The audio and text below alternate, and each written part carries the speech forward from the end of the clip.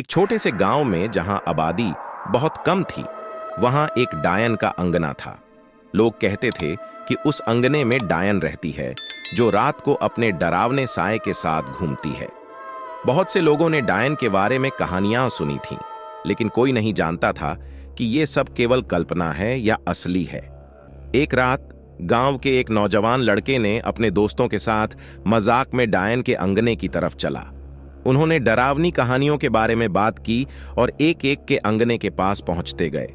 जब वे डायन के अंगने के पास पहुंचे तो वे वहां कुछ अनोखा महसूस करने लगे। वे सब ठंड से कांप रहे थे, जैसे कोई उनके अंदर की जान तक छीन ले। लेकिन उन्होंने अपना हौसला नहीं खोया और आगे बढ़ते हुए अंगने में घुस गए। अंगने में वे एक बड़े पेड़ के नीचे एक पुरानी कुएं की ओर ध्यान दिया। उस कुएं के चारों ओर अंधेरा था और कहीं भी रोशनी का पत्थर नहीं था। लड़के की साहसी दोस्ती ने उन्हें वहां तक पहुंचा दिया। उन्होंने देखा कि कुएं के अंदर कुछ विचित्र हो रहा है। बिना किसी डर के वे दोनों कुएं के अंदर चले गए। वहां उन्होंने एक पुरानी काली चादर में लपटे हुए एक स्त्री को देखा। वह बड़े डर से चिल्लाई और वे उनके साथ भागने लगे। वापस गांव में लड़के अपने घर में आकर बताने लगे कि डायन के अंगने में क्या हुआ था, लेकिन कोई उनकी कहानी मानने को तैयार नहीं था। उन्होंने उन्हें मजाक कहा और उनका मजाक उड़ाया। अगली रात वे लड़के फिर से डायन के अंगने की ओर चले गए। इस बार उनके साथ कुछ और लोग भी थे। वे सब अंगने में पहुंचे और देखा कि डायन कुएं के पास बैठी हुई थी। वह उन्हें देखती थी, उनके हर कदम का एहसास करती थी।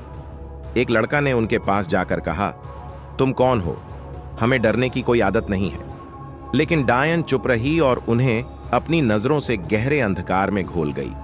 उन्होंने एक झटका महसूस किया और अगली चीज जो उन्हें याद है वह है कि वे उनके घर के बाहर थे, रात के अंधेरे में, और कुछ भी देखने के लिए नहीं था। दिन बीत गए, लेकिन उन लोगों ने कभी डायन के अंगने की बात नहीं की। वे बस अपने जीवन में आगे बढ़े, लेकिन कुछ भी नहीं भूल पाए। उन्हें लगता था कि वह सारी घटना सिर्फ एक सपना था, लेकिन उनकी चेतावनी उन्हें कह रही थी कि कुछ अजीब था। एक रात उनमें से एक लड़का अपने सपनों में डायन के अंगने में वापस गया।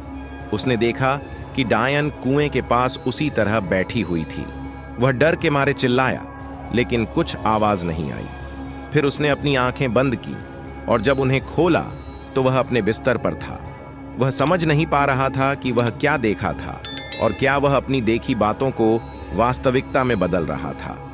उसके बाद से उसने कभी भी डायन के अंगने की बात नहीं की और उसने कभी वहां वापस नहीं जाने का निर्णय किया। लेकिन उसे हमेशा वह अंधकार और डरावनी चादर याद रही, जो अब भी उसके सपनों में छाया रहता था।